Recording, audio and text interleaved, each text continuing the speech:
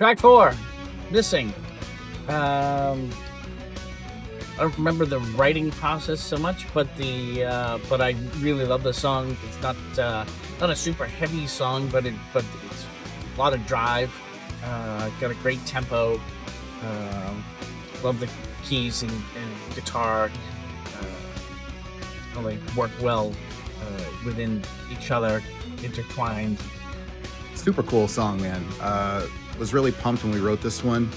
I remember Jay coming in with that intro riff, keyboard lick, and it was just driving and fast, and it was at like the height of our Dream Theater fandom, and it was like, wow, this is cool. Like this, we were pretty pumped when we started writing that song. It wasn't like anything else we had done before. Missing may be the first like upbeat Divine Miguel song.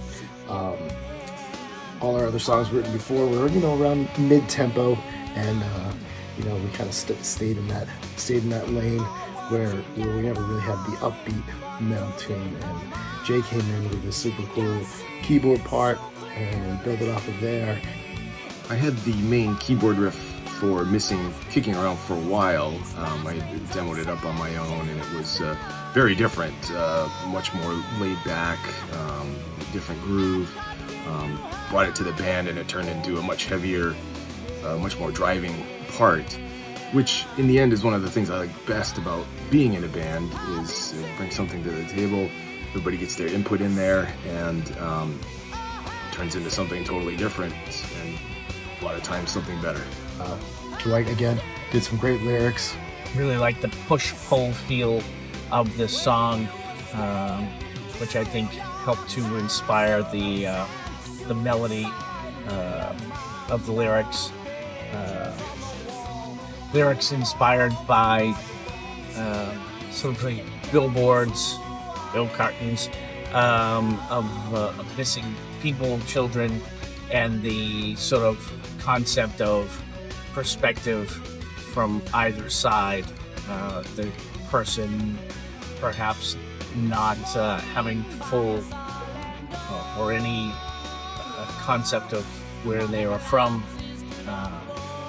or who they are, and then of course the parents or the family who have lost a person, and the torment that does, and the effect it has on someone's person psyche. I always really like the second half of the chorus. There's the groove breaks down a bit. Chris has a really interesting drum pattern going on underneath the Queensryche-esque guitars, and then Dwight and Chris are doing a trade-off vocal part that ends on a really, really good harmony at the end. Very cool. When you look back on songs you've written as a band, you remember like where you were when you wrote it, you remember what you were listening to when you wrote it, and interestingly enough, I always remember it whenever I hear this song.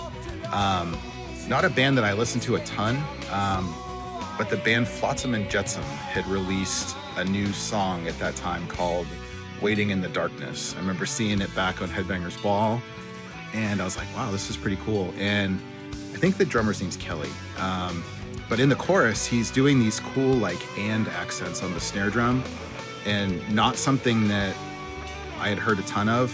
It's actually kind of like a big staple in sort of like alternative music, really. And I was like, oh wow, that's pretty cool. So I kind of stole that and tried it in the verses of Missing. And so I always think of that song whenever I hear it or play it. And then the ending breakdown of Missing comes out of the solo, and it kind of does this marching snare breakdown thing. And that's kind of how Waiting in the Darkness ends. I thought that was a cool like breakdown ending. So I stole that too.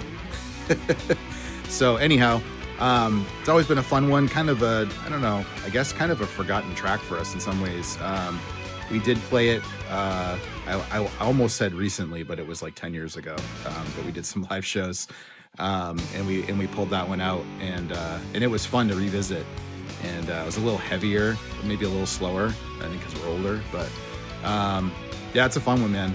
Always like that one.